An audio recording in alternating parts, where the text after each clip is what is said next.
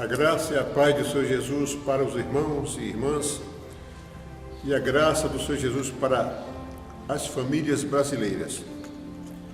Nós hoje vamos fazer um estudo sobre João na ilha de Patmos, a revelação que o Senhor deu a João para as 7 igrejas.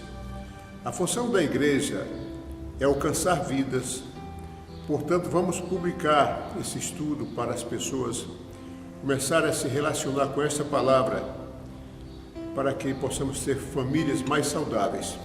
Publique para um amigo, para uma pessoa que você conhece, para uma pessoa que você vê que não tem intimidade ainda com a palavra de Deus. Essa é a função da igreja. Não é forçar a barra, mas é anunciar a palavra do Senhor. A ilha de Patmos, muito conhecida através desta palavra, nós não temos muito costume de falar sobre esta ilha e devido ao tempo que passou, a gente acha que a ilha desapareceu, mas não, a ilha está lá, né? No mesmo lugar. Essa ilha, no tempo do Senhor Jesus Cristo, pertencia ao Império Romano, estava sob o domínio romano. Hoje, essa ilha pertence ao território grego e tem aproximadamente 35 quilômetros quadrados. Possui 3 povoados e aproximadamente 3.000 habitantes, de 3.000 para mais. E o acesso a essa ilha é só de navio ou embarcação ou de helicóptero. Não tem estrada, porque é uma ilha. E a atividade econômica dessa ilha é o turismo. Muito interessante, lá tem uma espiritualidade. Você chega no lugar, você percebe o impacto pela história que aconteceu e a revelação do Senhor Jesus Cristo ao apóstolo João. O caráter espiritual de Patmos é muito forte. Lá tem preservado a caverna do Apocalipse, ou gruta do Apocalipse, e o mosteiro de João.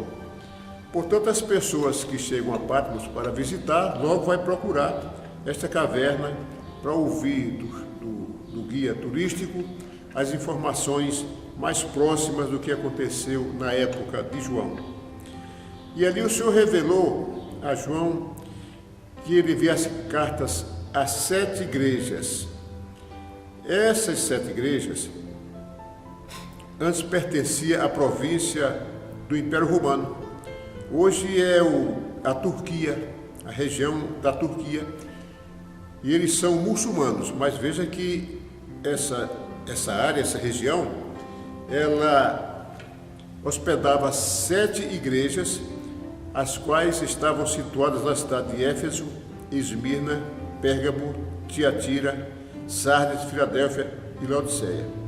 Hoje nós encontramos as ruínas dessas cidades, mas os nomes foram mudados, mas tem uma importância histórica para os turistas que vão visitar.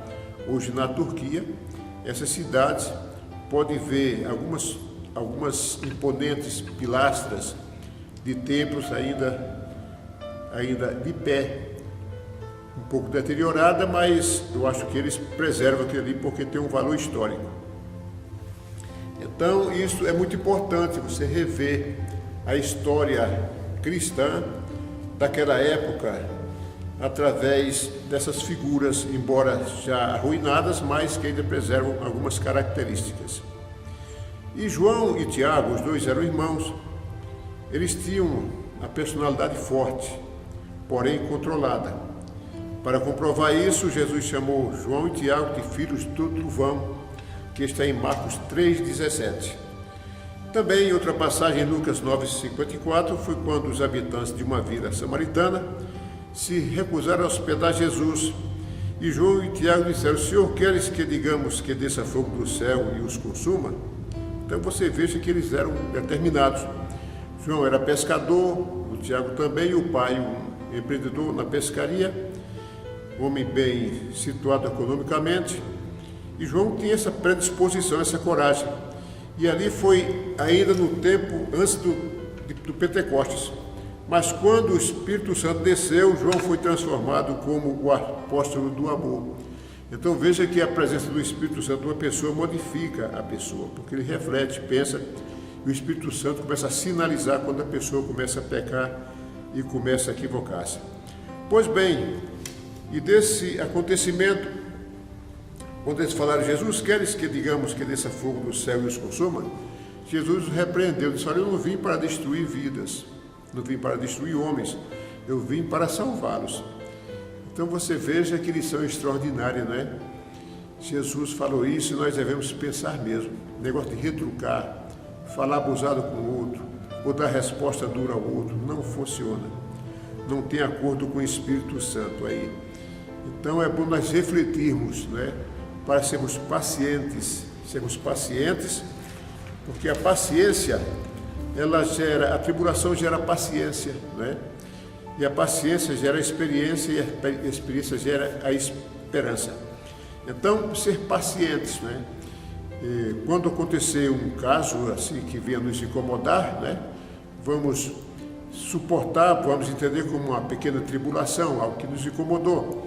E quando a gente suporta aquilo ali, ao suportar nós geramos a paciência.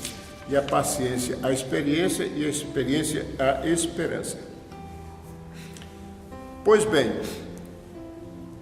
João foi um líder influente no cristianismo. Em Jerusalém, em Éfeso. João morou muito tempo na cidade de Éfeso, que hoje é a Turquia. Então, o homem influente, o homem determinado, porque quando o Senhor Jesus Cristo identificou João como o homem do trovão, filho do trovão, isso representa dizer que João era um homem corajoso. E para enfrentar o Império Romano naquela época, anunciando as boas novas do Senhor e sendo perseguido, tinha que ter coragem mesmo. Era o apóstolo do amor, mas corajoso, né? Portanto, o crente deve ser assim. Deve ter o amor, mas deve ser determinado e também corajoso. Isso, na minha opinião, agrada ao Senhor. E João foi exilado, porque João, ele pregava as boas novas de salvação, contrária aos atos religiosos e propósitos religiosos do Império Romano. E o imperador Domiciano lançou João lá na ilha de Pátmos. Lá não era, naquela época, um lugar bem confortável. Hoje não, tem 3 cidades, tem turismo, né? É uma coisa assim que vale a pena a pessoa visitar se puder. E essa extradição foi foi no período de 81 a 96 depois de Cristo. João foi um discípulo que morreu já com bastante idade. Segundo os historiadores, João, no final dos tempos, ele era levado nos braços ou por outros meios. Ele era conduzido e à igreja porque ele não conseguia mais andar. Então presume-se que João morreu por volta dos anos 98 anos de idade. Então ele viveu bastante. Foi o único que viveu durante esse tempo todo. Os demais foram mortos, foram crucificados de cabeça para baixo, outros mortos à espada. Então todos foram exterminados por causa da palavra. Mas João foi preservado pelo Senhor para a revelação do Apocalipse. Então essa revelação do Apocalipse ela foi muito importante e hoje ganha importância na ilha de Pátmos, porque a pessoa pensa, né? O Apocalipse tem importância para o final dos tempos, é uma revelação do Senhor, é uma profecia.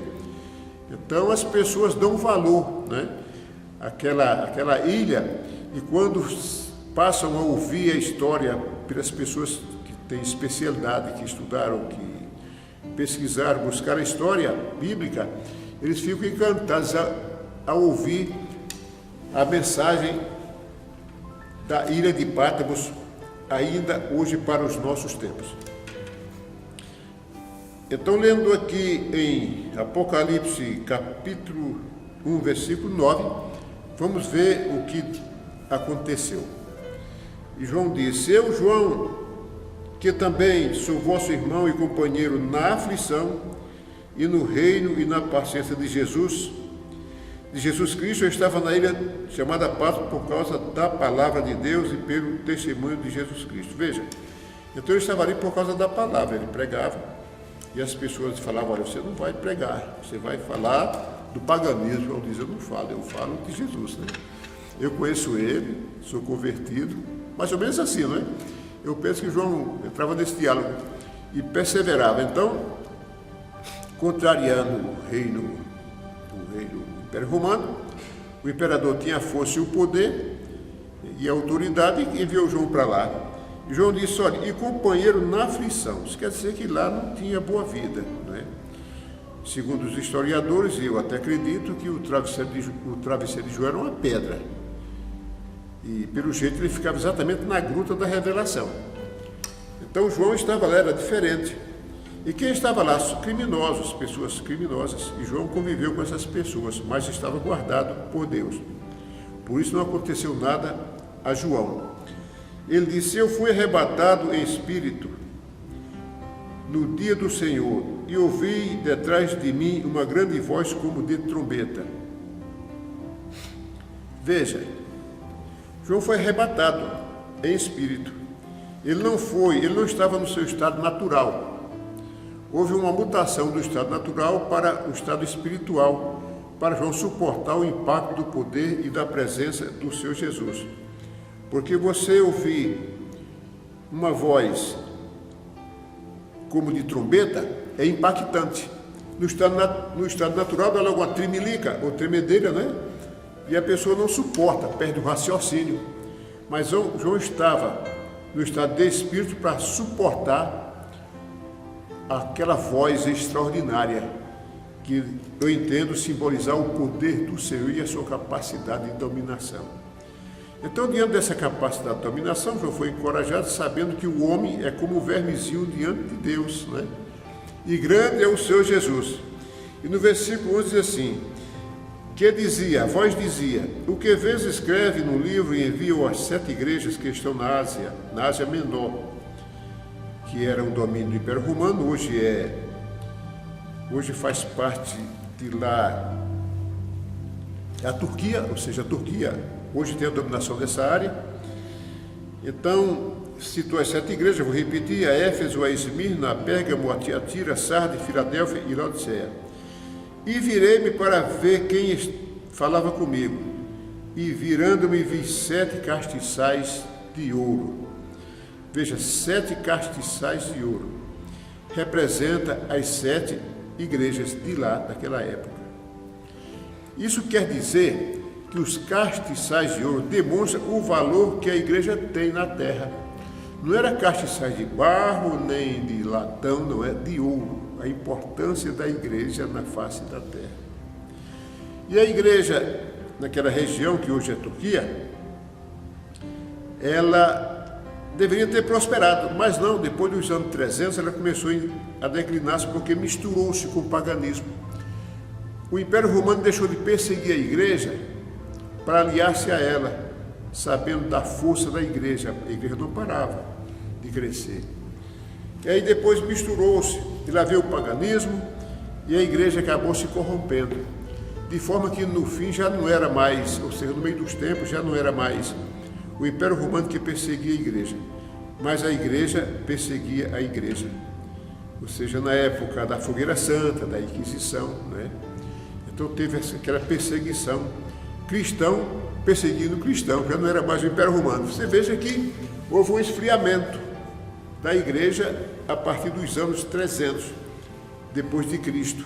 Era para a igreja ter crescido. Hoje ali provavelmente fosse um país cristão e não um país muçulmano.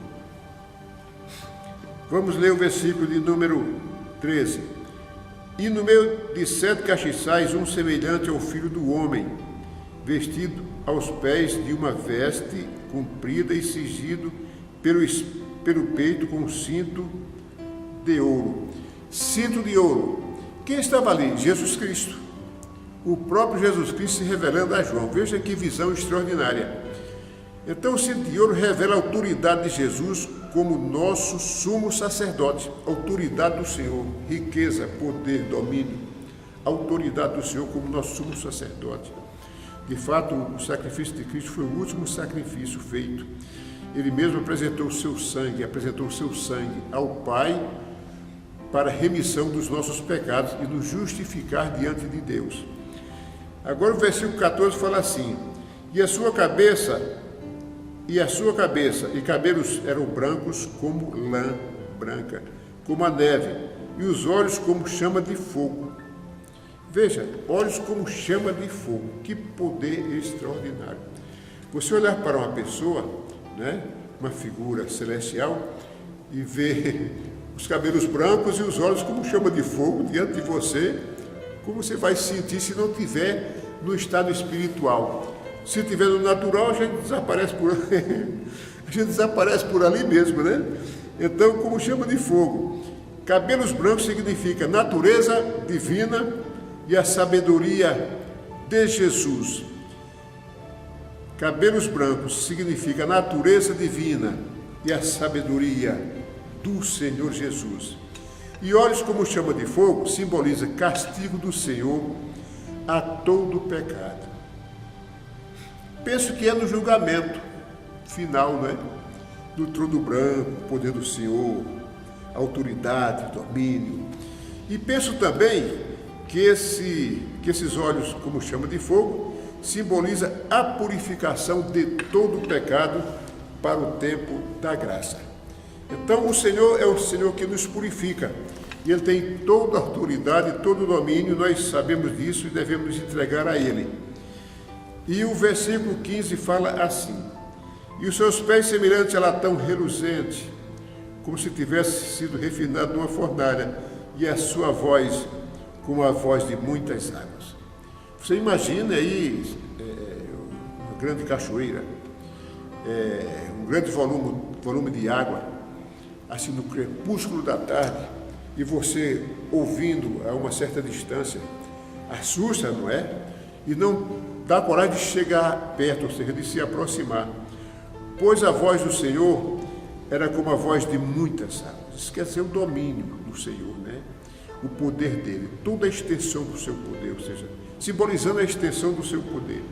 Então nós devemos nos curvar diante do Senhor Jesus Cristo, diante desse poder, dessa maravilha, que mesmo com esse domínio e poder, capaz de todas as coisas, Ele revela o seu amor para conosco. E o objetivo do Senhor, a vida dele foi para nos salvar. Então nós não podemos lançar fora a salvação que o Senhor nos trouxe para os nossos tempos.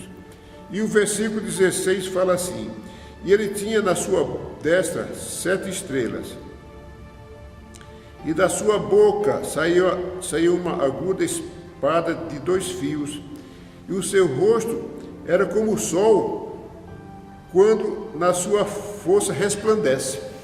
Então você olha para uma pessoa, natural olhar para uma figura celestial, cujo rosto era como o sol que brilha ao meio-dia, sem nuvem.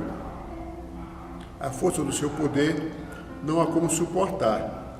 Então Deus transportou João para um estado de espírito para ele poder suportar e ver e anunciar essa revelação. Então é muita maravilha, o poder de Deus é muito grande, não é? Nós precisamos entender que o Senhor está no domínio de todas as coisas. E a nossa fé deve alinhar-se a essa figura, a essa presença. Porque quando nós pensamos que Deus é de fato todo-poderoso, que Ele se manifesta para nós, não é? Com esse perfil, com esse formato, nós podemos aumentar nossa fé, saber que Ele é o Deus que cuida de nós. Nós muitas vezes nos sentimos distanciados assim dessa imaginação, dessa figura, dessa imagem, porque nós vivemos nesse mundo aí no dia a dia, trabalhando e faz uma coisa e outra e corre para lá e para cá, e nossa memória fica localizada nessas atividades. Mas quando nós lemos essa palavra que vemos, que ouvimos esta palavra e lemos e sabemos que o Senhor tem esse formato, essa figura extraordinária, logo a nossa fé cresce na presença do Senhor e fica melhor para nós a nossa comunicação com Deus, muito mais fácil, né? Então, espada de 2 fios na boca de Jesus simboliza o poder e a força da sua mensagem. Não há quem impeça a mensagem do Senhor Jesus Cristo. Veja que, conforme eu falei no princípio, no começo, os discípulos, os apóstolos e outros discípulos foram mortos, perseguidos e mortos, e João perseverou. Colocaram João no tacho quente, João por milagre escapou, mas João perseverou anunciando as boas novas do Senhor, e a palavra do Senhor saiu penetrando no meio das nações, e chegou no Brasil, e chegou nas cidades pequenas, e muitos pastores e muitas igrejas glorificando o nome do Senhor. Então, espada de 2 fios na boca do Senhor Jesus simboliza o poder e a força da sua mensagem.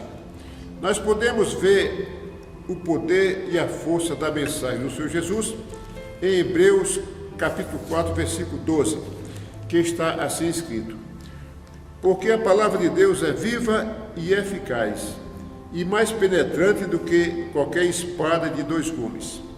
Veja que está, confirmando aqui o poder do Senhor, a espada de 2 fios na boca do Senhor, e penetra até a divisão da alma e do espírito.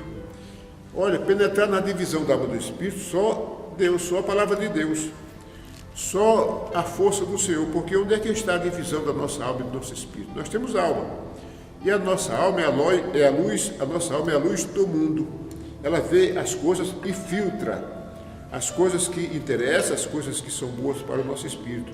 Mas onde é que está essa divisão, Mas a Bíblia diz que penetra até a divisão da alma e do espírito, portanto só Deus, e das juntas e medulas, e é apta para discernir os pensamentos e as intenções do coração. Então, discernir pensamentos. Você pensa, Deus sabe. Seu coração planeja, Deus sabe. Então, não adianta fugir da presença do Senhor Jesus, porque Ele é grande, e poderoso para fazer a leitura dos nossos pensamentos, do nosso entendimento. Por isso que nós devemos estar com os nossos pensamentos purificados diante do Senhor Jesus. Então, a igreja do Senhor tem essa função, buscar a santificação através dessa palavra. Compreender o poder de Deus através dessa mensagem extraordinária e anunciar as boas novas de salvação para as almas que estão perdidas. Deus convocou, chamou a igreja, chamou o seu povo, e o seu povo precisa entender que é necessário anunciar essa palavra, anunciar e ensinar as pessoas para que as vidas sejam transformadas. Então vamos, igreja, trabalhar. Vamos trabalhar para o Senhor Jesus. O Senhor não deve nada a ninguém, e o Senhor nos recompensará. Não que nós vamos fazer pensando na recompensa, nós fazemos por amor, porque Deus nos chamou, Deus nos convocou, então vamos fazer. Mas nós sabemos que Deus é o Senhor que nos recompensa, Então essa recompensa do Senhor é para a eternidade. Vamos fazer com alegria, vamos buscar a presença de Deus e vamos ensinar a palavra de salvação. Portanto, não vamos relativizar o pecado nesta terra, porque confunde e o Espírito Santo não aprova.